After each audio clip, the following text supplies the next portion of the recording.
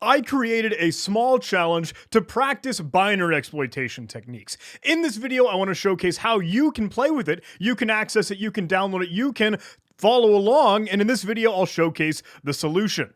And by the way, this video is actually going to use the same techniques as a much longer video already uploaded on my channel, Binary Exploitation Basics with Matt, where we do get into a ret2libc or return to libc attack for Linux 64-bit applications and binaries. And that is a significantly longer video. Hopefully this one will be a little bit shorter, kind of speedrunning, cruising through it, and still getting all the good stuff. But in case you had the attention span for that much longer video, that is accessible if you want to go dig into more.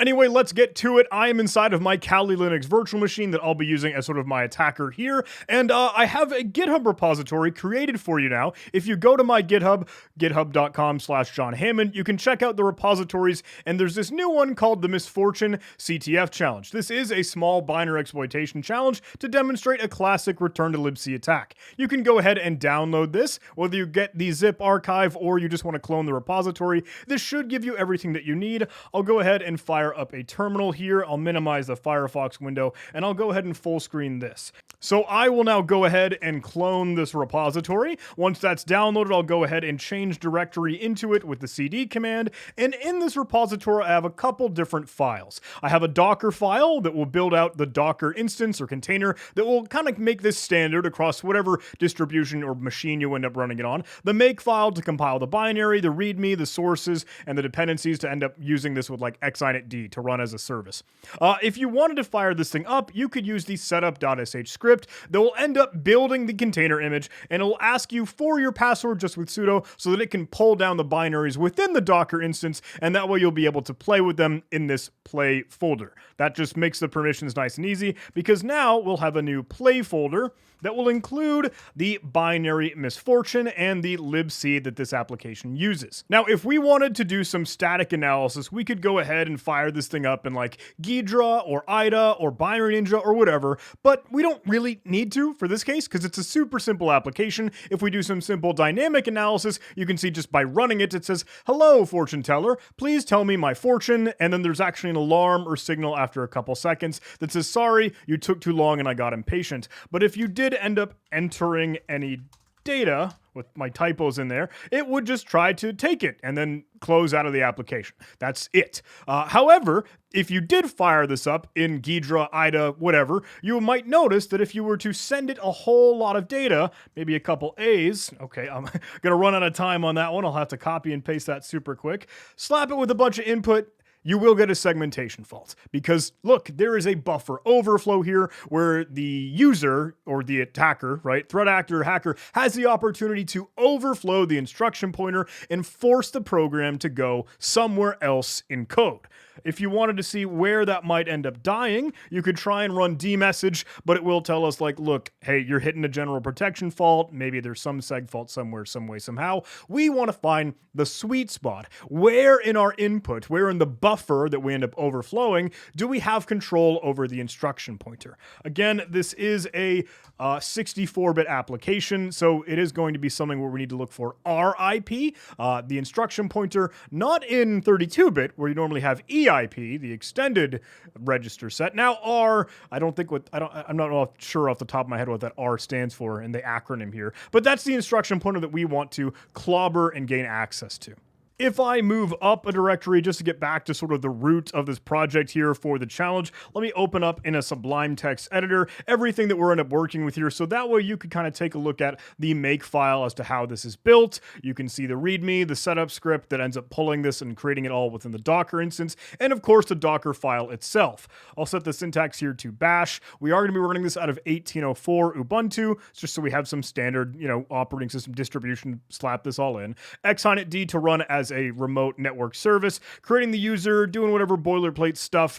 There is no flag really, it's just a matter of gaining code execution and getting a shell on the remote target, but it will end up building the binary within the container so that it has a standard binary offsets for functions and symbols and stuff. Now we could go ahead and run the container, docker run tac p 99999 as the port that it will listen on, and misfortune as the name of the instance that it's gone ahead and created here. I won't autocomplete the bin bashed at the end of my Z shell autocomplete. I just had that there so I could run specific commands. But now as that's running and up, I could go ahead and in another terminal, a bottom one down here, let me just try to netcat to localhost where this is being served on, quad 9, and then, hey, you have the exact same prompt as you did before, but that is your remote service rather than the local binary that we're working with in the play folder. Anyway, inside of this play folder, you do, of course, have the binary and the libc, and that's an important note that I kind of want to chat about. If you're working with a CTF challenge or a capture the flag competition, and you're given inside of a pwn or binary exploitation challenge, both the binary and the libc, you're probably going to want to make use of that libc, like the libraries that it ends up using. You're probably going to do some ROP, return-oriented programming. You're probably going to do some, hey, maybe return to libc attacks or bouncing around and doing whatever ways you do it. One super cool tool we can use to make this a little bit easier on us is actually called Pwninit. And again, in the previous video, Matt showcases this and kind of figures out how you might be able to pull down the appropriate libc and linker and everything that will match that target environment on the remote system. So that makes our life so much easier and even builds out a stub for Pwntools, another programming language or Python library, as Python being the scripting language that we want to cut this up in to exploit it. But Pwntools makes stuff so much easier because it's a whole other module that's prepared for you to cut up and do some binary exploitation. With that said, there are a couple dependencies that we might want if we're going to tackle this challenge. We could go ahead and maybe install GDB and the GDB server if we did want to use Pwntools to easily access GDB for us to debug it, because we do want to be able to see what do registers look like as we change stuff, as we craft out our exploit, build out our payload. And if you don't have Pwntools, you'll probably want to install that with pip. You can use sudo to make it global, which whatever might be bad practice depending on who you ask, but you can still then gain access to things like checksec already in your path, part of your prompt, so you can just see, look, what does the binary have for mitigations, for defense? Does it have a stack canary, like a specific token that should be maintained whenever you're trying to overflow and break a stack frame, or position independent executables, or NX for non-executable stack, yada, yada, yada. You also have ROP gadget, which should be super duper helpful for trying to track down, hey, what locations in the binary could you use for ROP, return-oriented programming, to bounce around to different instructions. A couple of these could be super duper helpful for us, and we'll chat about those in just a moment. First, let's go ahead and use Pwninit. So back over in my web browser, over on GitHub, if you did want to Google around, you could go ahead and just find Pwninit, and it is a tool for automating starting binary exploitation challenges. Helps determine the linker, helps pull down all the symbols, unstrip libc so you can see things, and then automatically use patchelf to use the correct path and interpreter with the provided libc. If you don't have patchelf, at least in Kali, that's another super easy one. You can just install with the repositories sudo apt install patchelf, and that will just carve down and pull it for you. Now, say you didn't have Pwninit, you could go over to the releases, and then you would be able to go ahead and download the latest binary. Once you have that pulled down, you could go ahead and move it into whatever path makes sense for you. I like to throw mine in opt, so I have, at least as I download Pwninit, I'll throw it into opt, where I store my tools, and then I'll make sure that that is actually executable. Now, inside of the directory where you have the libc and the binary, you could go ahead and simply run opt Pwninit, and it will go ahead and carve out some super cool stuff for you. It'll automatically determine the binary, the libc that's present there, reach and grab and pull down and fetch the linker, or LD, that you would probably be associated with that, and then automatically run patchelf and create a misfortune patched binary that is going to end up working as you would hope it would while you're crafting your exploits, and that's much, much easier to use when you have something that you know is going to be on a remote service, like inside of a Docker container. And it also builds out a nice little stub for a solve script for us. So let me open up this solve script and let's see what we have to work with here. I'm going to go ahead and close the folder on the left-hand side. We're going to import from Pwntools just about everything.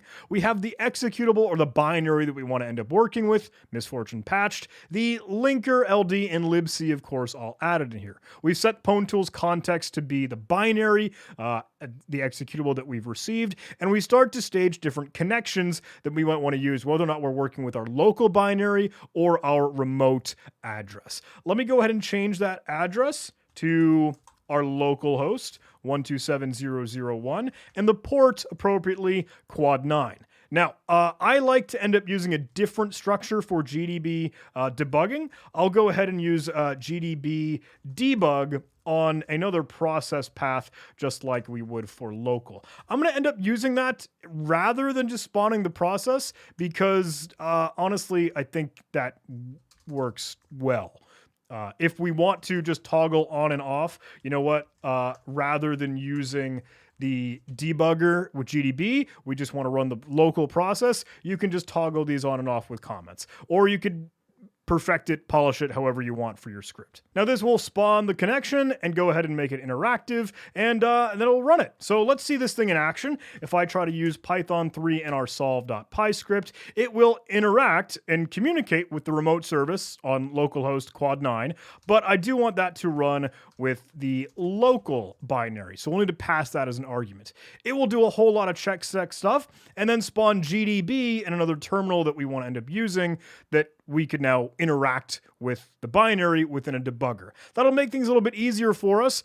Hey, super duper sorry, before we go any further, please let me add a quick note for today's sponsor, who is also all about capture the flag challenges. They've been doing workshops, they've been doing some sweet learning education where you could be cutting up binary exploitation challenges just like this. Please take it away for Sneak. I'll be honest, I write bad code. Even though I try to hunt for vulnerabilities in lots of other software, I still have vulnerabilities even in my own projects. Everyone does. And that's why I use Sneak to scan for vulnerabilities in code, dependencies, containers, and configuration files. And Sneak helps find and fix those vulnerabilities in real time. You can try it and see for yourself. You can sign up for free with my link below, import your repositories, and sit back and let Sneak do the work for you. It'll find the flaws and vulnerabilities in your own applications. Check out this prototype pollution vulnerability that Sneak uncovered. We can see more details about the code path that introduced this vulnerability, and even learn more about this kind of vulnerability or any others if you check out the Sneak Learn lesson. I've referenced the Sneak Learn lessons and their vulnerability database a ton, especially in assessments and penetration testing, and even during capture the flag competitions. From there, you can see an explanation of the flaw, proof of concept exploit code and attack demonstrations, and most importantly, how to mitigate this vulnerability. But the best part? Sneak helps you fix this vulnerability with a single click.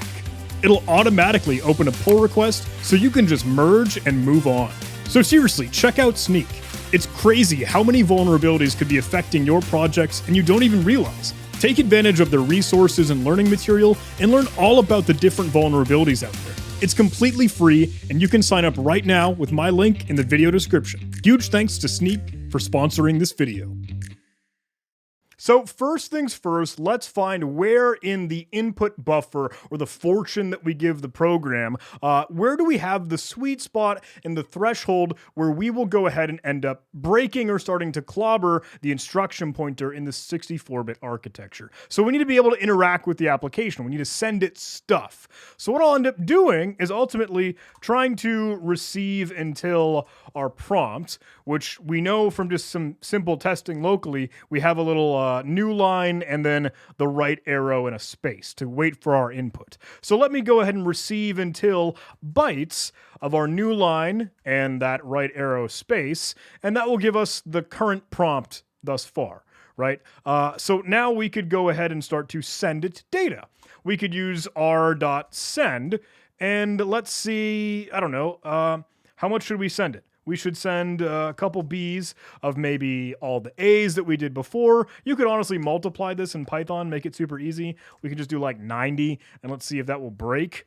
Let me try to run our script local, and GDB will want to pop up here. We can press the C button to continue and allow it to execute. Once I do this, it does get a segmentation fault at whatever hex location, but that's okay. We know that we would end up breaking it. The hard part now is where is that going to break? If I were to use something like info registers as a command within GDB, the debugger, can we see what have we clobbered? Well, we've clobbered RBP, or the base pointer. That's all hex 4141414141, yada, yada, yada, which are all of our A values. But where in this sea of A's, however 90 that we sent, whether it's 100 or whatever, where are we going to end up seeing a pattern that we might be able to break? Now, I say pattern because one good trick to be able to determine and find the sweet spot and threshold as to when we start to overflow the instruction pointer is to use a cyclic pattern. Now you can do this super duper easily within Pwntools because it'll just generate a cyclic pattern for you. But let me build out a variable for like a payload that we could send this with. I'm going to end up staging a couple different pieces here, and that's how we'll actually build out our attack chain and our exploit payload to begin with.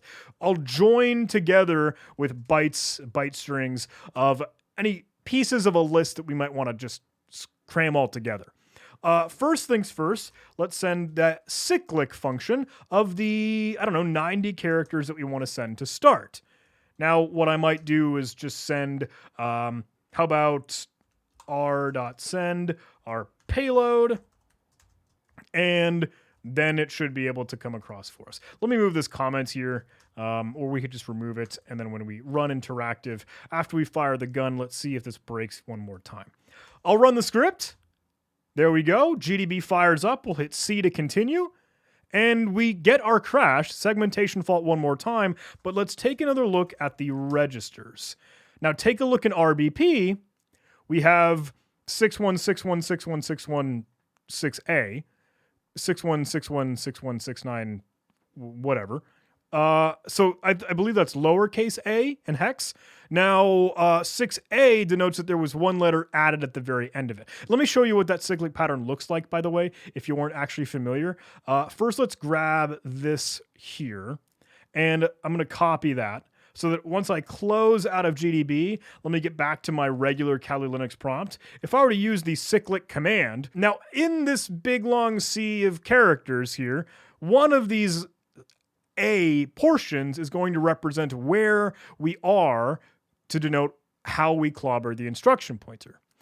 If that doesn't make sense, let me show you, because we knew we could just use maybe a lookup value with our hex that we want to provide here. However, it wants to make sure that this is actually like, I think 4 bytes. So we can't use all the way up to 6161616A and then the 616161669. Let's actually remove the 6161619 at the very, very end of it. Because ultimately, we'll have 36 as an option here. But I think I got that wrong, because remember, this is ultimately going to be the end of that threshold. So let me say the 69 aspect, if we're only passing 4 bytes here, pairings of 2 characters, that is where our sweet spot is. And that's 32. Okay, so 32 is where we start to maybe see the break in all of our payloads and inputs. What that means is we could just try to send basically junk, like all of our random A's, up to an offset of 32. And then maybe something else that could follow it, like B, B, B, B, B, B, B, B, or something, just to at least validate and check that we have found where we're starting to clobber the instruction pointer.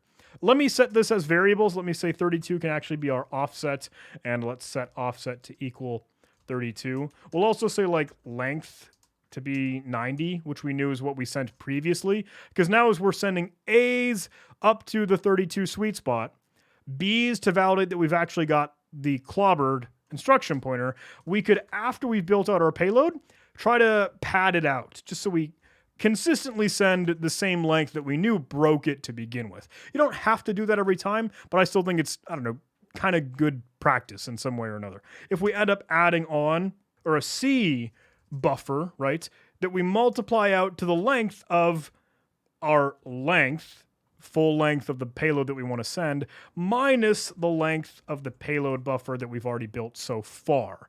Then we've got now distinctly A's at the top, B's for our certain injection test, and then C's to pad it out to the original length of data that we sent to begin with. Does that kind of make sense? Hopefully. Let's see it in action. Let me go ahead and run this. We'll fire up our Python script. GDB gets started. I'll hit C to continue. We see that it breaks. Let me take a look at the registers super duper quick. There's RBP, the base pointer that we clobbered, and you'll note that is 42, 42, 42, 42, 42, or hex capital B. So it works. We found the spot, because now if this program were to continue, RBP will really end up falling into the next location that we want to go to in 64-bit world. I know that's weird. Maybe if you're used to the 32-bit Spence in x86, you're used to seeing that fall into like RSP for the stack pointer. RBP is what is oftentimes sensitive and helpful for us in the 64-bit world. One thing to note. Anyway, now we want to see how we might be able to abuse or control the application to go do something else. We haven't done a whole lot of other static analysis. We didn't pry this thing open in GDB, or excuse me, in Ghidra or IDA or whatever, but we probably assume there's no like easy win function that will display a flag. And if you want to look through those functions, you absolutely could. Objdump will do it. I don't know any other tools you might want to use. You could honestly use Pwntools to loop through it, but we also don't think there's, hey, a quick and easy like system function that could give us a shell readily built in libinary. We'll probably have to pull it out of libc, the library of other methods and functions that we can call within an application. But first we need to know how to get there. We don't have the map of how do I call other functions, even if I have this instruction pointer control that we could bounce around to different locations. We kind of need to be able to orient ourselves within this mall of places that we can go. We don't have the you are here spot, because whenever functions are loaded into a binary at runtime, they're oftentimes loaded at different places, especially when they're coming from libc. Anyway, the way that we could end up moving around to begin with is going to end up probably being through ROP. Return-oriented programming, where we sort of chain locations in code that will end up using a return instruction to bounce somewhere else in the application, because NX is on. Remember when we ran checksec, we weren't able to execute code off the stack, so we can't run shellcode in this instance. We're going to have to ROP, and then we need to figure out what functions in libc and wherever they are that we could stage to get a shell. Let's do it. First, let me show you how you could actually, again, find some of these ROP gadgets on the command line. Because you installed Pwntools, you do have ROP gadget. That will end up spitting out a whole lot of these hex instructions within the binary itself as to what you might want to end up using, or where you could find those gadgets. The couple of these are actually really worthwhile for us because we'll end up staging values or data into different registers. Now, in 64-bit calling conventions, when we want to end up calling another function, whether or not it's the main function or foobar, whatever the heck we want to end up calling, you still probably want to pass in parameters to those. Like, especially if we want to run system, to get a shell, we need to pass in binsh, the shell command, bash, right? So in 64-bit calling conventions, you can use RDI as the very first argument to go ahead and pass into that function. So this one is worthwhile for us. And in some cases, you might run into weird, strange stack alignment issues. It is the bane of my existence whenever you're working with some binary exploitation stuff, especially if there's a remote service, you're trying to do something different on your machine compared to what's on the other machine. Stack alignment just gets in the way. What that means is, hey, the payload that you end up building out could just fall apart at some random place. A way that we might be able to avoid that is because we're ROPing, using return-oriented programming, you could just add an extra extraneous return instruction, ret. So, I don't know, let's see if we could actually find these automatically within our code because of Pwntools, rather than just copying and pasting these static stuff that we got out of ROP gadget. Let me show you how you can do that, because within Pwntools, after you've loaded in this elf object, you could actually set up a ROP object based off of capital ROP on your exe. That'll actually just give you an object within Pwntools that you could use to actually pull apart different pieces. Let's say the pop RDI as a variable could be our ROP object where we find a gadget, and you'll pass in arguments as a list here, given a string of instructions that you want inside of the parentheses as arguments. We could search for that pop RDI instruction. We could just as easily find the ret option here, and I'll just pass in that. And to validate that I found those, I want to end up using the success function, or just to display that out on the screen. What I like to do is use a format string so that I could end up specifying the value that I want, and I'll actually pass it in a hex so I can see that in a sort of human readable way, understanding that that's like real bytes. Let's search for that pop RDI, and I'm going to enter an equal sign here, so that way it'll display the name of the variable and then the value of the variable. We can do the very, very same thing for ret. These, when you use find gadget, it ends up returning like a list or tuple of where it found it, the address, and the arguments or registers that are included within those instructions. So you will need to index those with 0 at the very, very end. Now let's try that one more time. I'm going to close out of GDB. But if I scroll back up, ignoring all those errors, you can see that our pop RDI is at that hex 40083 and ret at the 4005A6. That is the exact same spot that we saw within the ROP gadget output. There is our RDI at 83, and then our rets at 5A6. So it looks like we're matching everything that we've already found within the command line tool, but Pwntools has made that easy for us and automated and streamlined a little bit. Now, Pwntools is making this super duper easy in us finding ROP gadgets inside the binary, but it could also give us some of the like symbols and functions to use that are actually executed within the binary. Like if I were to simply look for, I don't know, the main function, we could say that that is our executables symbols of the main function. In this case, the symbols aren't stripped, so you could actually track that down. But if they were, you'd be able to kind of see it and make sense of it again within your static analyzer. And we could see if we could bounce around and maybe call our main function potentially multiple times. We know that's what's vulnerable because it's asking us for input. So what if we changed our payload here to try to no longer use our BBBBB new instruction pointer, but let's actually go ahead and add another call to the main function. So if I interact with this, we'll see this payload get sent, and then we'll see it come through a second time. Like here, let me save the prompt that's given to us, and let's try and print it out. Let's me print out the prompt. That's going to end up being decode. I can type because that's bytes. We'll need to decode it as UTF-8. Now we'll see that printed on the screen, and then once we go interactive again, it'll ask us the same question because we're jumping back into the main function because of our ROP functionality here. Let me show you that. Let me solve it locally and remove GDB after I let it continue. Oh, I broke something. Another super good and important part here. Because we've extracted out the numeric values for all of the ROP gadgets that we've received or the functions that we want to call, we need to pack them into the binary format. You can do that with some convenience functions in Pwntools, like P64, to pack it into a 64-bit representation. Now let's try and run that one more time. I'll let GDB hit C to let this run and take a look. Hey, hello, fortune teller. Please tell me my fortune. And we already crashed. Where did we go? Did I break somewhere? I wonder if we are already running into some stack alignment issues. Let me see if I add in another return function in there.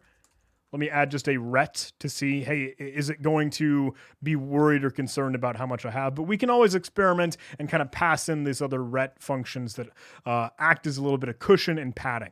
Let's see if I can run this one more time. C to continue. Take a look. There we go. Now we have two outputs of the original ask, hey, what's my fortune? And then the second ask, what's my fortune? And that should be broken already because of the segmentation fault that follows, but that's a-okay.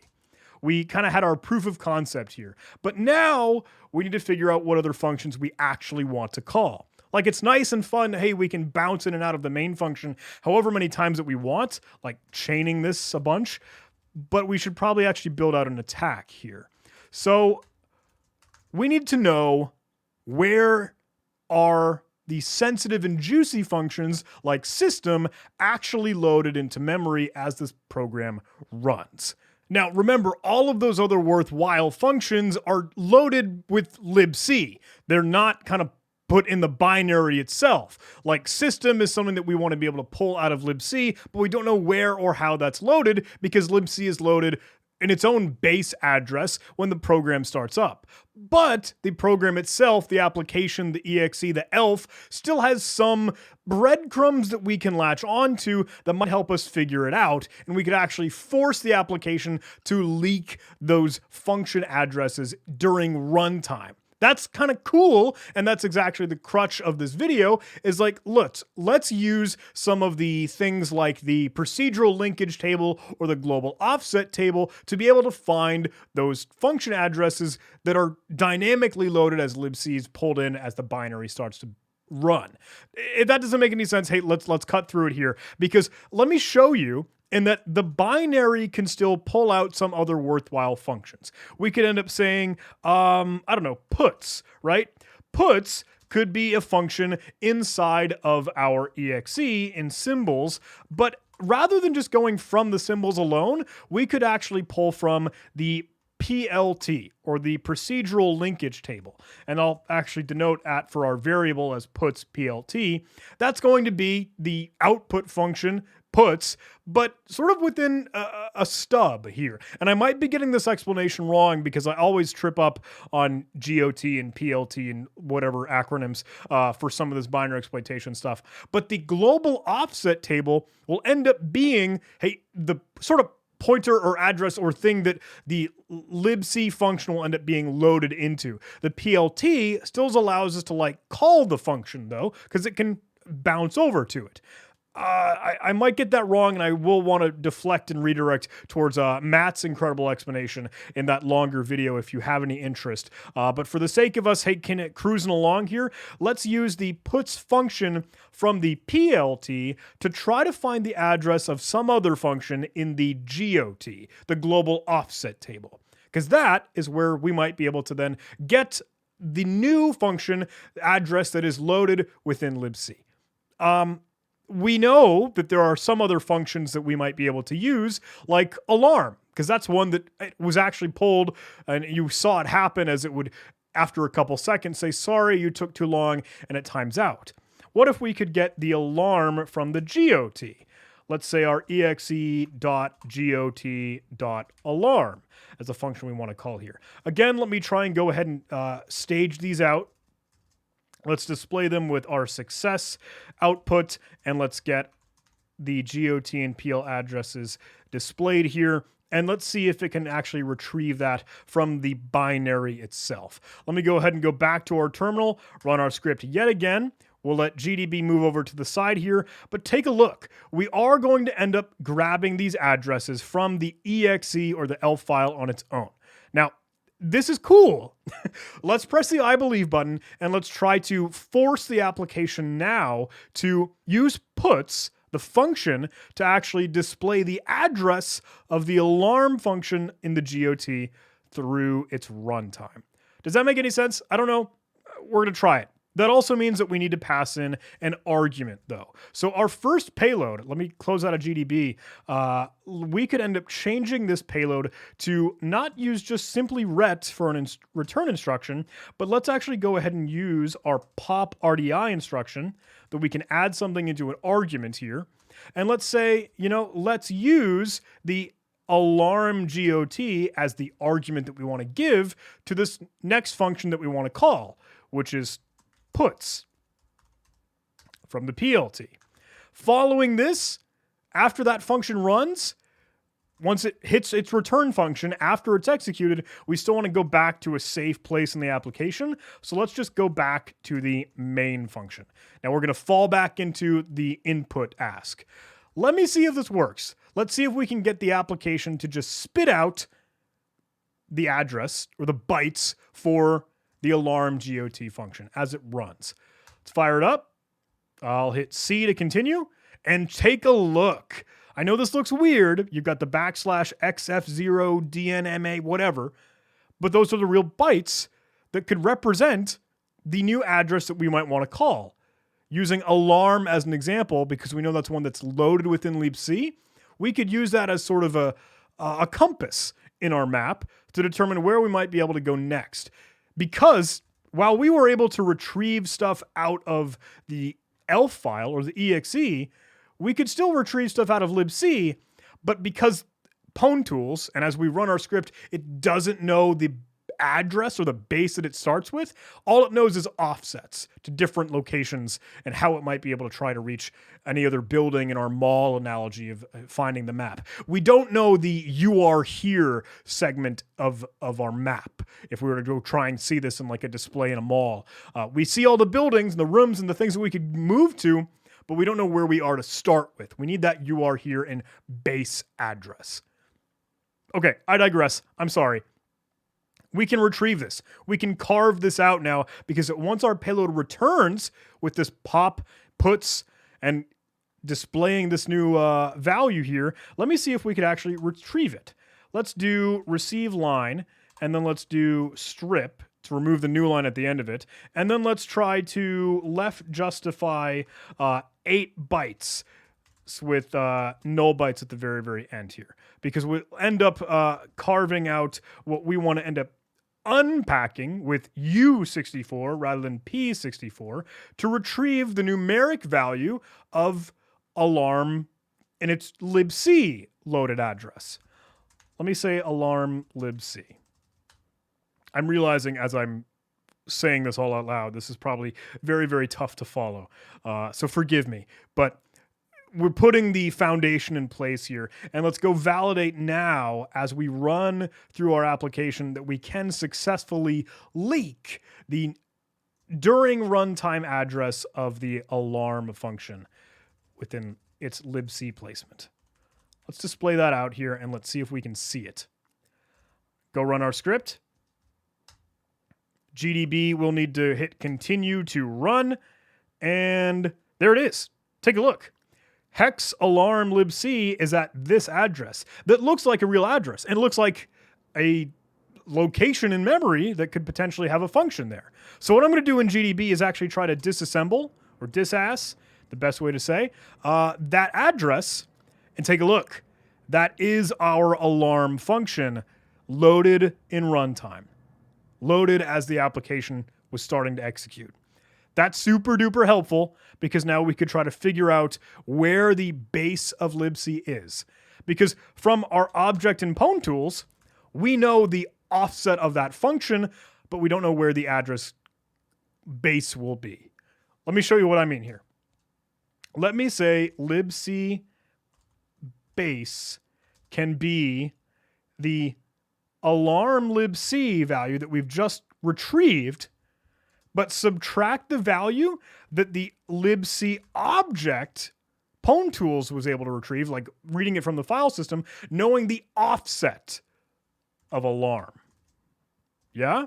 So once we've done that little math, we've figured out where the "you are here" sign is. Now I could try to print out what our libc base is after we've calculated that. We could actually even, if we know that this works, set it as our libc object's address. And then it could go ahead and stage all the other calculations that we want to do now that we've properly aligned and oriented libc and the function mappings for all of those. Let me show you this. Let me see if we can pull that libc base address as we move through it. GDB will fire up. We'll hit C to continue. And I do have a mistake. Libc has no attribute alarm. Oh, I think we might need to specify the symbols there. I'm sorry. Let me quit out of that. Symbols.alarm. How about that? C to continue. Perfect. We don't have any errors. And look at that. Just about perfectly aligned. Zeros all at the trailing end of this address here. That definitely looks like a libc base. We can work with that. Now, libc is within our capability. We can do stuff with it. We could actually try to find what the real system address is during runtime. All it takes is taking the same symbol syntax that we used just a moment ago, but because we've now properly aligned the address, we've set the anchor for the "you are here" sign, let's just grab the system function. Super duper easy. Now we know that we want to actually end up passing a bin.sh string to it, and thankfully, libc already has the bin.sh string present just in it, in the file contents, in itself. So we could say bin.sh, the command to run the shell, can be libc.search for bytes of bin sh with a null byte at the very, very end of it, right? So that's 4 bytes appropriately. /bin, that's 4, /sh, and then a null byte, that's 4. That will return a generator, so we'll need to wrap that around next. But now we could once again do a simple sanity check here. Let's display what our system address is and our bin sh address is, and let's validate that within GDB so we can kind of make sure our proof of concept is coming together here. Let me close out of the current GDB session, run our script yet again, pop into this thing, hit continue, and look at all the values that we've just extracted here. This should be our system address. And since the program has ran, we could try to go ahead and disassemble that address. And it is, in fact, our system function. We could try to display the string of our bin sh value. That should be x/s in raw GDB. And that is our bin sh string. Now we have all the ingredients because we can pop that into RDI, the first argument, and straight up call system and spawn a shell. We'll send a new payload because remember, we're just at the beginning of our prompt here. It's asked us one more time, hey, what would we like to do? Let me go ahead and receive until the ending of this just so we can kind of align everything. So I'll grab that same send syntax that we used a moment ago. We don't need to print this out anymore. Honestly, we didn't need to after we validated it was running a second time. But we'll need to find our sweet spot of our offset one more time. We'll need to go ahead and probably keep our stack alignment here. Let's use pop RDI to now add the bin sh syntax into the first argument. And we'll run our system function. And then again, probably it's just a safe place to land. We can keep our main function there. Now we've added the padding for the C buffer, and we'll go ahead and send that next payload. We want to make sure we do send this next payload. Will this work? Are we forgetting anything? Am I forgetting anything? I think we've got everything we need, but let's go find out. And if there are any issues, hey, we can play with that stack alignment. Let me run this one more time. We'll use GDB to continue with C. And look at that. A detaching from process. GDB said detaching after fork from a child process. So do we have a shell here? No. Running it a couple times. If I try to hit enter, no, it closes right away. So I might have something misaligned. What if I try to remove that bounce back to the main function? Will that work for me? Here's when we'll start to play with our stack alignment. How about that? This is where we start to do some trial and error. Continuing. ID. Who am I? No, we're still stuck in no man's land. Let's keep the ret after staging bin sh, but add another one back to after our offset. So we have a little bit of a trampoline there. Will that work? See? Ooh, that does not crash. Oh, wait, the first child process exited, but we're still in it. Ooh, yeah. Cool, there is our shell. Excellent. We got it. Just took a little bit of trial and error at the very, very end there. I hate stack alignment with a burning passion. And if I could make more sense of it, I would love it. So help me learn. Please tell me in the comments what the heck I'm doing wrong. But our script is set. We send 2 payloads, first using an intermediary stager to leak out the libc function that will help us orient the base address of libc. And then with that, we've got all the ingredients to end up calling system and bin sh through the details that libc gives us. So now we can just try to run this against the remote service. Let me see if I can just pass in remote, stage through it all, still have my shell. Okay, it got angry because it was waiting, but the child process of system is still running, and I can now run who am I, and we have the prompt inside of the Docker container. We win. We win.